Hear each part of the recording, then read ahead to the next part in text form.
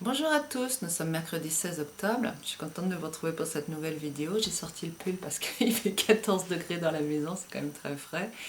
Vous avez vu, les cartons commencent à se défaire tranquillement. Alors aujourd'hui, voilà, après ce petit préambule, je vais faire suite à la vidéo de la semaine dernière qui parlait de être un bon parent. Et aujourd'hui, je vais parler de nos parents.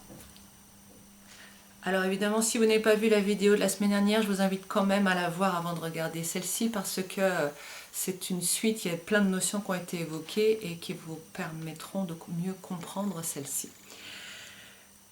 Nous souffrons tous d'une chose en tant qu'enfants de nos parents. Quand je dis tous, c'est parce qu'elle est liée au conditionnement que nous recevons, conditionnement social inconscient que nous avons tous.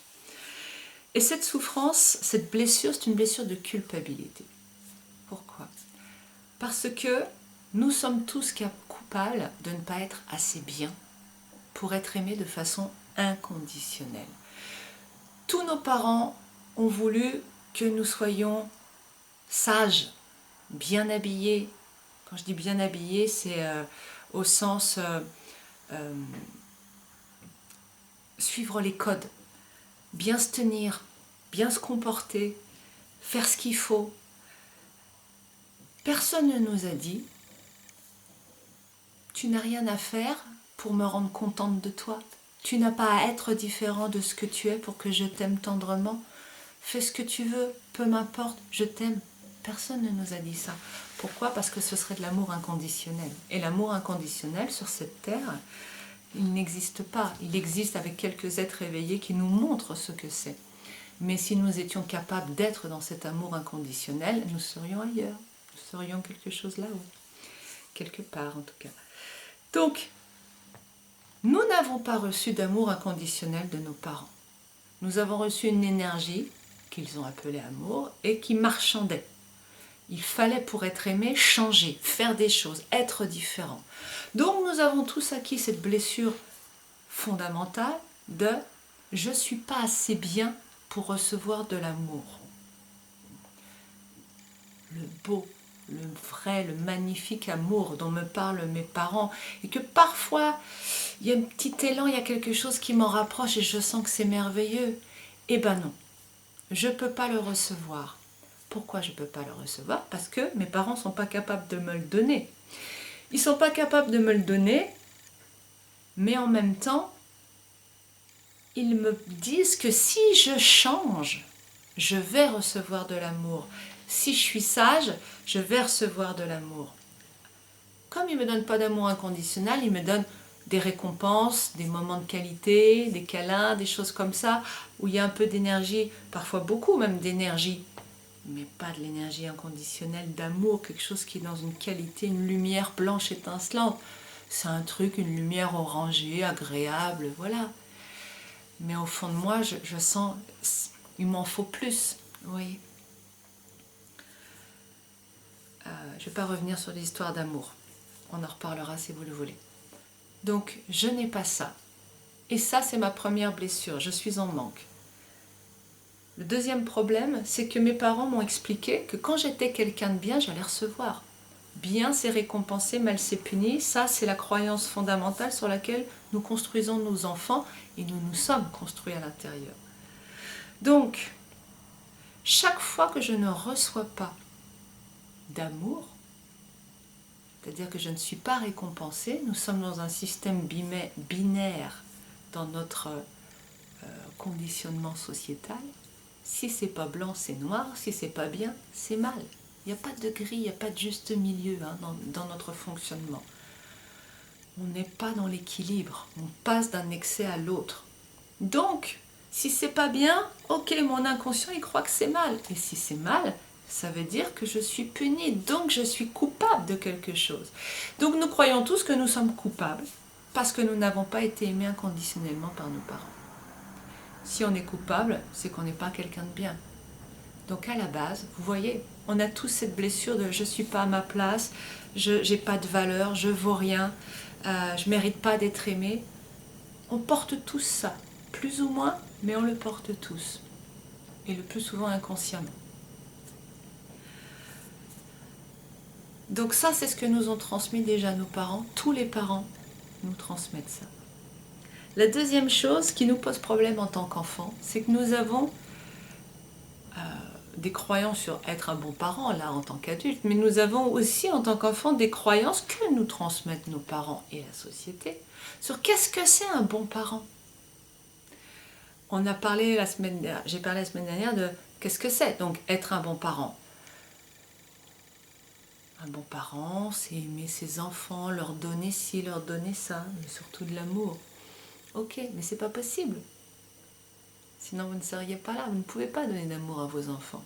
Et le but, c'est d'ailleurs que vous ne leur donniez pas d'amour, pour qu'ils deviennent autonomes.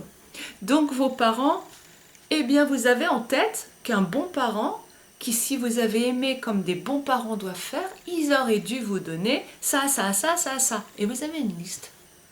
Il aurait dû être encourageant, valorisant, plein d'amour pour vous, etc., etc. Mais ça n'existe pas. Pouvez-vous voir... Attendez, je ne vais pas aller trop vite. Donc, ça n'est pas possible. Ça, c'est la première chose. La deuxième chose, c'est que vous avez choisi ce parent-là en vous incarnant.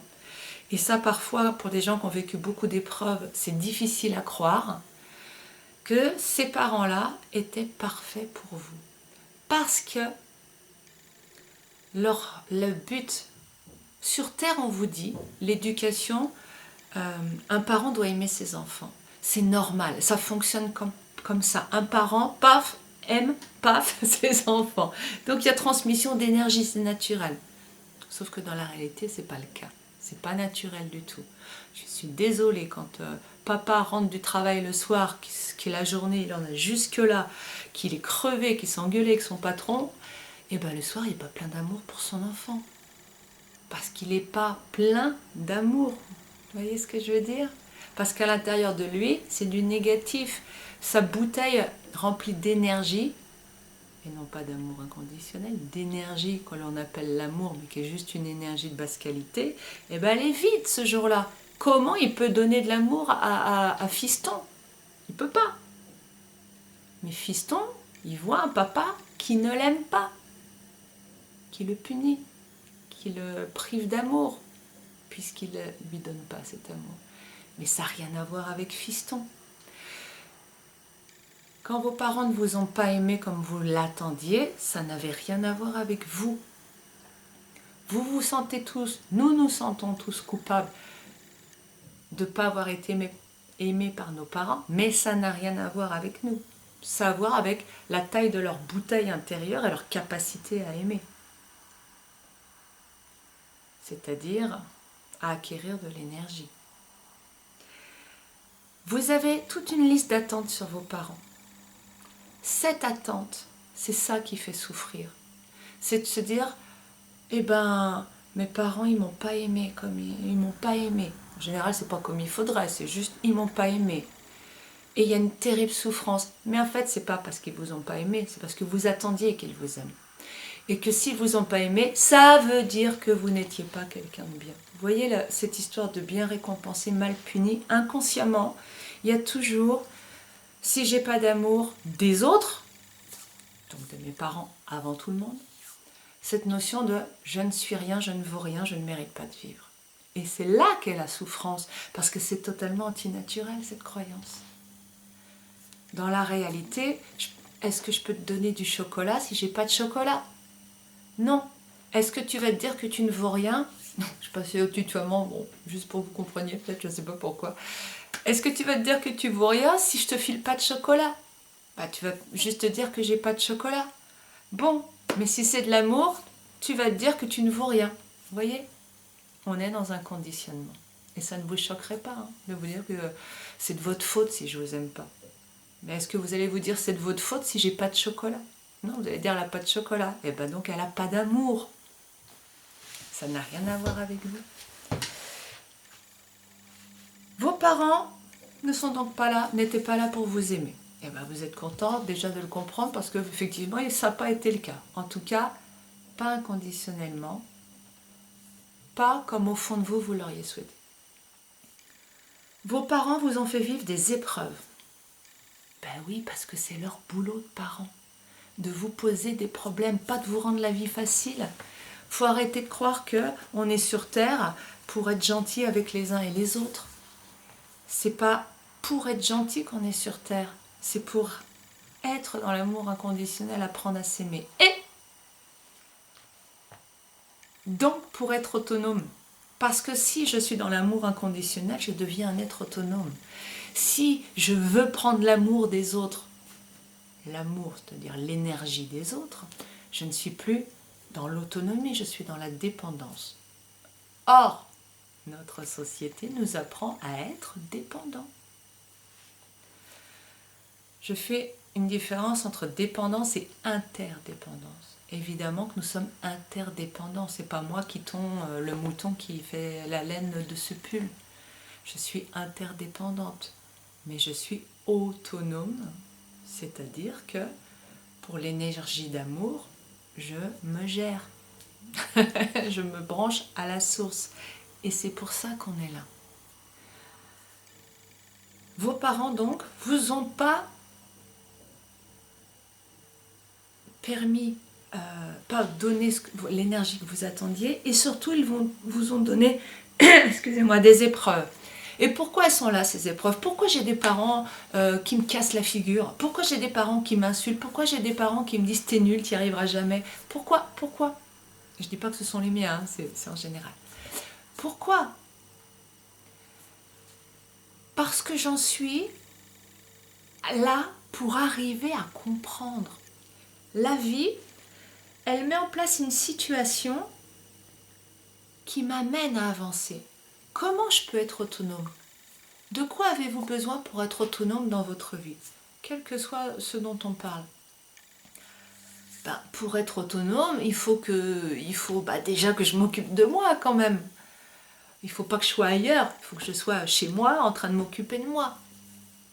Et cette première chose-là, c'est une des premières leçons à l'école de la vie. Alors, c'est une image, hein, parce qu'avec nos petits 5 sens limités, vouloir expliquer la vie, c'est quand même bien présomptueux, et je suis très présomptueuse de ce côté-là. Je vous transmets quelque chose que j'ai, voilà, une idée, mais ça ne résume pas la vie, tout ce que je vous raconte. Hein. Bien sûr, on perçoit qu'une fraction infime de toutes les informations à chaque seconde, alors avoir une vision globale, dans ce corps-là, c'est impossible. Mais voilà ce que j'avais envie de vous dire, c'est que la vie me présente une situation qui va favoriser mon indépendance. Ok, donc qui va favoriser le fait que j'arrête de m'occuper des autres. Et peut-être que la première chose pour me recentrer sur moi, pour établir là quelque chose dans lequel je puisse travailler, améliorer une maison, hein, c'est comme une maison intérieure. Et peut-être que la première chose à faire, c'est de mettre une porte pour mettre en sécurité le périmètre, pour pouvoir mettre des limites à ma maison, sinon c'est un courant d'air. Peut-être que j'ai besoin de mettre ça en place. Bon, et cette porte sur un individu, ça va être la capacité à dire non. Puis ensuite, une fois que j'ai mis une porte, la capacité à recentrer, à refermer ça, mettre des murs pour revenir chez moi, dans mon intérieur. Donc ça va être aussi la capacité à ramener mon attention vers moi. Donc arrêter de regarder ce qui se passe chez les autres et qu'est-ce que va dire papa et à se préoccuper de l'opinion des autres. Je ne sais pas si c'est comme ça, mais c'est comme ça que je le vois. Et donc je vais me retrouver avec des parents. Imaginons premier instant de vie, première leçon. J'espère que je ne suis pas trop longue. Ouais, quand même. Hein. C'est difficile. Ah, j'ai retiré le chrono. Voilà. Allez, reviens. Première chose, je vais avoir des parents qui vont m'inviter à dire non. Non, je ne veux pas ça. À mettre la porte de ma maison. Bon. Si je ne suis pas capable de dire non, mes parents, comment ils vont m'inciter à dire non? En poussant, en abusant, en, en m'imposant des choses. La première fois que tu veux manger ça? Non. Mais si, mange quand même. J'éprouve la force de ma porte, hein. Et moi j'ouvre la bouche, ah bah je vais manger quand même parce que je veux que tu m'aimes. Et je mange ce truc que j'aime pas pour te faire plaisir. Combien de choses faites-vous dans la journée pour faire plaisir à quelqu'un? Votre chichi d'amour, vos parents, vos enfants, pour faire plaisir. Vous n'avez pas de porte là, elle est grande ouverte. Parce que vous croyez que l'amour doit venir des autres. Mais quand vous croyez que l'amour doit venir des autres, vous ne pouvez pas être autonome. Donc quelque part, votre vie, elle va dans la direction qui n'est pas celle que vous êtes invité à prendre par la nature. Et dans ce cas-là, eh bien, qu'est-ce qui se passe? C'est qu'ok, vous faites votre vie à dire oui aux gens, et puis au cours de la vie, vous avez des situations... t'as pas compris une première fois, ma cocotte, je t'en remets une deuxième un peu plus violente. Pour que tu comprennes. Faut que ça s'arrête. Laisser l'autre être son bourreau, c'est parce que l'on se place dans une position de victime et qu'on en tire bénéfice. Oui, mais des fois, matériellement, on ne peut pas faire autrement. Peut-être me direz-vous. C'est jamais une question de faire, c'est une question d'être. Notre vie se déroule en fonction de ce que nous sommes, parce que nous faisons. Je vais l'expliquer dans la vidéo suivante, ça je crois. Donc, si ce non, cette porte dont je parlais tout à l'heure, elle se met en place à l'intérieur, que non, ça suffit, je ne veux plus vivre ça, et bien les choses vont s'arrêter par magie. Et croyez-moi, c'est magique, vraiment. Parce que c'est vibratoire, parce que ce qui vous arrive, c'est pour vous aider à comprendre. J'ai des parents qui sont violents envers moi, par les mots, qui me dévalorisent, qui me méprisent. Ok. Si à l'intérieur, je ne suis pas dans peu m'importe ce que tu dis, c'est-à-dire que je ne suis pas en train de recentrer mes murs, de faire les murs de ma maison intérieure en disant « Ok, tu penses ça de moi, tant pis. Tu n'es pas là pour m'aimer, parent, tu es là pour m'aider à m'aimer moi-même. Ok, eh bien tu m'aides de cette façon-là. En ne m'aimant pas, tu m'aides. Parce que c'est pas chez toi que je dois trouver l'amour. Je sais que c'est tellement différent de ce qu'on vous a appris, que ça doit résister à l'intérieur. Et évidemment que votre charge négative ne veut surtout pas lâcher l'idée que vos parents vous ont fait souffrir.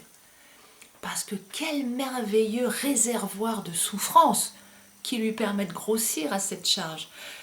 Avoir été la victime de nos parents, c'est un merveilleux moyen pour être mal, pour repenser à tout ce qu'on aurait dû avoir, tout ce qu'on n'a pas eu.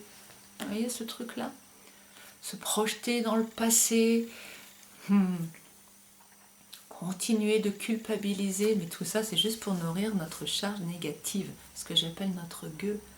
C'est pour ça que ces pensées reviennent, pour ça qu'on repense à tout ça.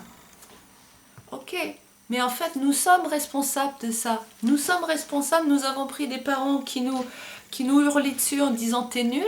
Pourquoi? Parce que nous avons continué à écouter les gens de vie en vie, à écouter l'opinion des autres et à nous préoccuper des autres. Excusez-moi, je crois que c'était un tremblement de terre, c'est la machine à laver, à l'essorage, tout va bien. Nous nous préoccupons des autres. Il faut que les autres deviennent notre enfer pour que nous cherchions une échappatoire. Je crois que c'est une. Pour que nous cherchions une échappatoire. Ou un échappatoire, j'ai un doute. Vous vous rendez compte? Il faut que ça aille jusqu'au pire. Parfois on comprend avant et on change les choses. Mais parfois on doit aller très très loin dans la souffrance avant d'arrêter. Observez. Vous avez vécu une enfance difficile, imaginons que vos parents vous aient dévalorisé constamment, t'es nul, t'y arrives pas, ouais, gna gna gna, enfin, vous voyez quoi, t'es nul, bon, global. Est-ce que par la suite dans votre vie, vous avez continué à prêter attention au jugement des autres. Si c'est le cas, vous n'avez pas avancé quelque part, puisque vous continuez, la porte est ouverte, on vous pique avec une épée à travers cet emplacement de porte, et vous continuez à laisser la porte ouverte, vous la refermez toujours pas. Si vous ne souffrez plus, si vous n'avez plus de dévalorisation par les paroles des autres, ça veut dire que vous avez fermé la porte, enfin, et vous avez avancé. Et il n'est jamais trop tard pour la fermer, cette porte. Surtout ne vous dites pas ah ben ouais, ben voilà, ma vie est inutile. Elle est chalée, elle n'est pas inutile. Elle ne peut pas être. La vie est utile, inutile, ça n'a aucun sens, donc je m'exprime mal. Simplement, voilà, maintenant c'est le moment de fermer les portes et de mettre des murs. Je m'occupe de moi. C'est taxé d'égoïsme, mais en réalité, parce que nous sommes dans une société qui est guidée, pilotée par les charges négatives. Et le but des charges négatives que nous portons tous à l'intérieur de nous, c'est de manger des émotions négatives de souffrance. Donc, voilà, ce que nous transmettons comme valeur, c'est comment bien souffrir. Ok. À travers tout ça, il y a la vie qui essaie de nous amener vers l'amour inconditionnel. Donc, soit vous continuez à écouter ce qu'on vous a conditionné à croire, qu'il fallait bien souffrir, qu'il fallait être aimé de ses parents, sinon on mérite de mourir, qu'il fallait prendre en compte les opinions des autres et ne pas s'aimer soi-même, soit vous commencez à aller vers ce qui vous paraît juste dans votre cœur. Quand je suis dans l'amour inconditionnel, j'aime tout le monde, je suis dans l'amour. Donc, je ne peux pas le dire mieux, je nage dans l'amour, donc il y a de l'amour plein partout autour de moi. C'est quand même mieux de véhiculer ça que violence, regret, culpabilité, colère. Hein. 23 minutes, mon Dieu. Tant pis. Juste pour conclure, dernière chose. Être un bon enfant. J'ai parlé de nos parents, un peu, peut-être pas assez. Mais nous avons aussi des représentations. Quand je pense à mes parents, j'ai aussi toujours la représentation de qu'est-ce que c'est un bon enfant. Qu'est-ce qu'en tant qu'enfant, je suis censée faire pour être une bonne fille ou un bon fils? Quelles sont mes attentes sur moi-même? Vous allez retrouver les mêmes âneries qu'en tant que bon parent. Prendre soin, prendre la responsabilité, prendre en charge, donner de l'amour, c'est-à-dire rendre mes parents dépendants. Et plus mes parents vieillissent, plus je vais essayer de les rendre dépendants. C'est terrible ce que je dis, mais c'est vrai. C'est un angle de vue. Parce que j'ai l'impression de plus en plus d'être une sauveuse. Parce que je porte le poids de mes parents sur moi. Mais pourquoi je porte le poids de mes parents sur moi? Est-ce que ça leur apprend à s'aimer eux-mêmes? Non. Non. Il faudrait peut-être que je vous explique ça un peu plus longuement. Ça me rend sauveuse et ça me valorise moi. Mais quand moi je suis au-dessus de mes parents en tant que sauveur, eux sont dessous, donc je les dévalorise. Comme quand je sauve mes enfants, parce que je suis une bonne mère. On n'est pas sur un plan d'égalité. On peut donner, recevoir sur un plan d'égalité. Quand on est bonne mère ou bonne fille, on n'est plus sur un plan d'égalité. Peut-être que je vais en parler aussi. Je m'arrête là, c'est une très longue vidéo, je suis désolée. Je voulais faire beaucoup plus court, mais bon, je crois qu'il y avait matière à dire. Je vous souhaite une très belle semaine. Je vais faire tout de suite la vidéo suivante parce que je n'aurai pas les moyens de la faire samedi prochain. Je vous dis à très vite, à très bientôt. Bonne semaine, au revoir.